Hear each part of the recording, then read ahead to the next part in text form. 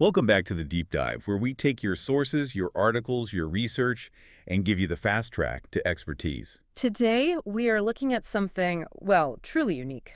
A very potent piece of testimony. It really is. Yeah. Our source material is all centered on the recorded words of an individual who goes by Tomcat. Right, primarily from this very candid video he put out called "I Know My Limit and I'm Still in It." And we've also got a little bit of community summary that sort of explains his current work, which we'll get to. And our mission today really is to get past the initial shock of his story Yeah. and to try and map its powerful arc. We're talking about extreme resilience, survival, and then ultimately redemption. So the question we're really digging into is, Mhm. how does profound, often self-inflicted suffering get transformed? How does it become this message of determined positivity and deep community commitment? It's a huge question, and the hook is, well, it's immediate. Oh, it's immediate, it's dramatic, and frankly, almost unbelievable. Yeah. The material presents claims as pure fact that include being stabbed and shot. Right. He claims to have been dead 3 times. And then there's the one that always gets me, that he literally rose from the fire. Exactly. These aren't metaphors. This is just an immediate, almost aggressive demand for your attention. He's establishing a background, a lived experience that is just far beyond what most of us can even, recognize. What I find so interesting from a rhetorical perspective is that the title itself is the whole thesis. It absolutely is. I know my limit, and I'm still in it. Yeah. This entire deep dive is fundamentally about one thing: commitment. The commitment to just stay in the fight. To stay in the struggle, to endure, even when you know exactly what the cost is, even when you've hit that point where anyone else would just walk away. So we're really looking at a narrative where lived experience, and I mean extreme, painful, visceral lived experience, Yeah. is being positioned as the ultimate source of all lessons, the ultimate authority. Okay, so let's try to unpack this. Let's start with the first half of the journey, what he calls the gutter. Right. Tomcat sets the scene with language, that is. Yeah. It's incredibly vivid and just aggressively raw. He talks about the devil's grand and letting the game begin. He isn't just, recounting past mistakes here. He's painting a picture of a deliberate choice. An immersion. An immersion, yeah. A deep dive into the most dangerous parts of life. He's making it very clear. He understands the environment he's now trying to change. He's establishing street cred. That's a good way to put it. And when we zoom in on the specific low points, it's a portrait of total instability and addiction. We hear about homeless nights and living in the bottle, which points to, deep struggles with alcoholism, no stability at all. But even then, even while he's describing rock bottom, he has this intense persona of toughness. Right. He declares he has thugged out vibes and that he's no rookie. And that language choice, the thugged out vibes, that is so strategically important. How so? It's a signal. It's authenticity. He's telling his audience, I haven't gone soft. I haven't forgotten. He's just repurposed that inner warrior. So he needs that immediate credibility. He needs it. He needs people to know he belongs on those streets before he can even attempt to preach positivity there. And his life was it was constantly defined by this self-destructive danger. Constantly. The sources detail these moments that seem to defy survival. Like the account of being high on crack 110 on the dash. That is the ultimate description of living with absolutely no safety net, no throttle, just pure adrenaline and self-destruction. And he's careful to clarify he was not behind the wheel during a really bad crash. Right. But he felt the pain. He lost teeth. He was there for the impact. He sums up the whole period of his life with this one phrase. He was drunk on life, but it's hard to throttle. He knew the danger. He saw it coming, but he just couldn't stop the speed. And that combination of, addiction, high-speed danger, physical injury, Yeah. it sets the stage for what comes next. It's not just a survival story. No, it's a story of repeated near-death experiences. And if we connect all that trauma to the bigger picture, it becomes the proof. The proof for what? For the second half of the story, the explicit claim of having been dead 3 times rose from the fire. That's the non-negotiable foundation he builds his authority on. So he's basically using his past suffering as his resume, Uh-huh. his qualification for leadership. Precisely. But let's look at the paradox here. It's embedded in his whole philosophy. He calls himself someone who knows his limit. Yeah. But his entire history is about just obliterating those limits over and over again. So what is the limit he's actually referring to? I think that's the critical distinction we have to make. Is it death? Is the limit death itself? I think it is. He's not talking about a normal physiological limit, like getting tired or running out of money. Right. For him, the limit is that point where any ordinary person would just give up, mentally or physically. For him, the only failure is death, and even then, he claims he came back from it. So the limit isn't a boundary, it's more like a checkpoint. A checkpoint that signifies a required level of suffering to get to the next level. Yeah. And that kind of thinking leads us right into the core of his warrior mentality. It's not enough that he just, endured all this.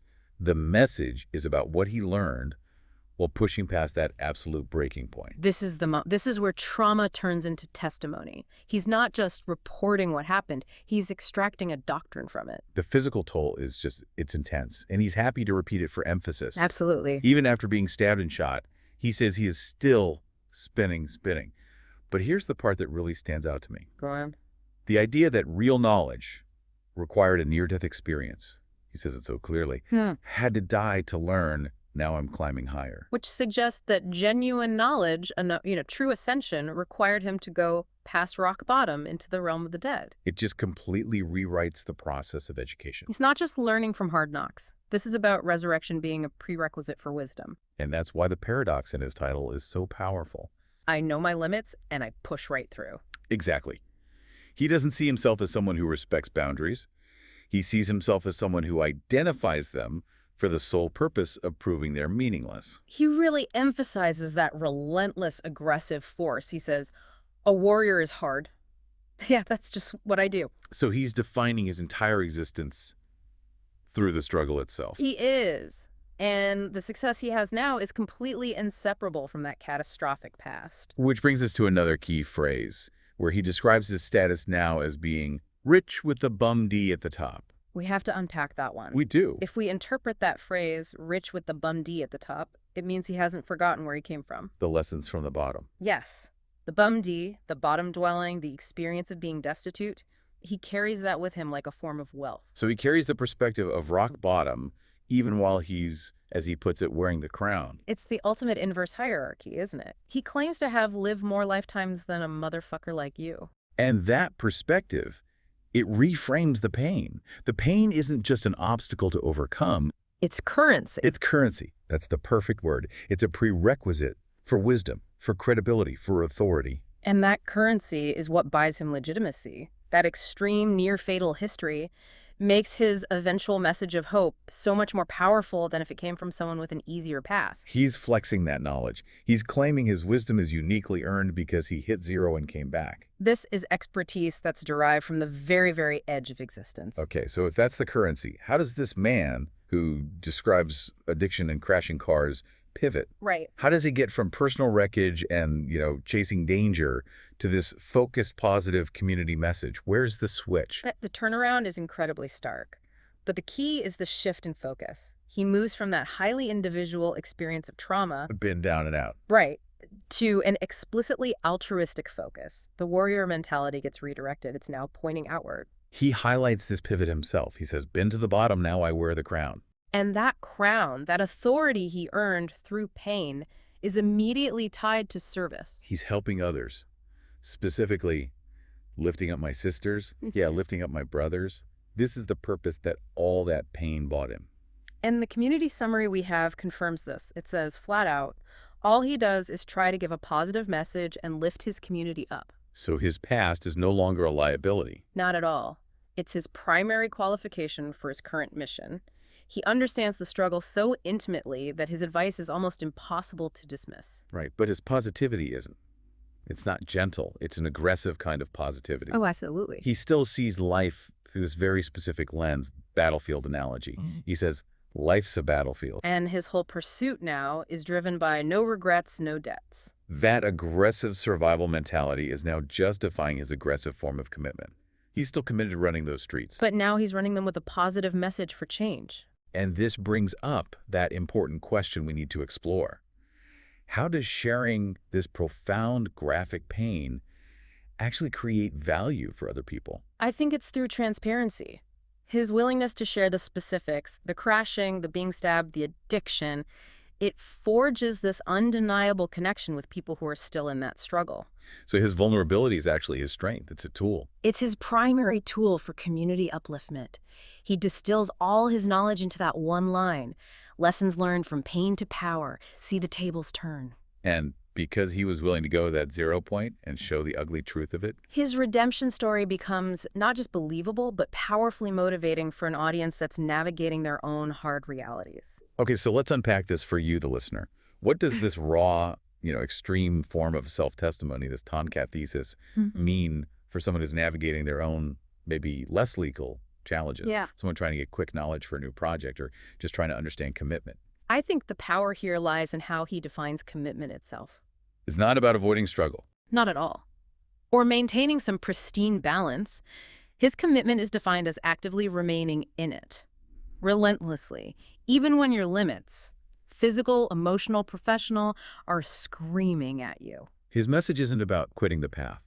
It's about pushing through the exact point where most rational people would quit. That is his doctrine of endurance. And it's such an interesting contrast to the softer self-help ideas we hear a lot today. You know, the ones that emphasize mindfulness or knowing when to step back. Yeah. Tomcat's philosophy is just pure, unfiltered, focused pressure. It's about being in the moment, but for him, the moment is a perpetual struggle. But think about how you could apply this to business or a complex project. You might not be going 110 on the dash. Hopefully not. Hopefully not. But his idea of remaining in it applies directly to that mental wall you hit in a long negotiation, or that point where you just want to abandon a difficult goal. He's saying that success is guaranteed if you just refuse to be defeated by the limits you identify.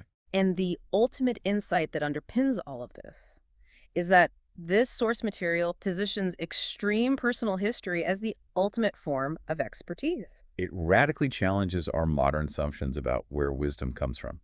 Exactly. Wisdom, in his view, doesn't come from a textbook or a comfortable classroom. It comes from almost losing your life. And there's this deep nuance that if pain is the currency, the only thing you can truly buy with it is the authority to lead others out of that same darkness. He summarizes that core philosophy perfectly, that ultimate statement of unwavering determination. Run these streets, motherfucker, I'm committed. Yeah. And his monumental claim really stands as the ultimate teacher. He had to die to learn. So if overcoming struggle, if hitting that 0 point and just refusing to yield is truly the most profound teacher. And if that's the only way to earn true wisdom, then here's the provocative question for you, the listener, to mull over. How do we integrate that level of painful, visceral lesson into our own lives? How do we get that warrior wisdom without having to suffer the extremes he describes? Can you learn the limit without having to actively push right through it? Something to think about as you navigate your own battlefields. We'll see you next time on The Deep Dive.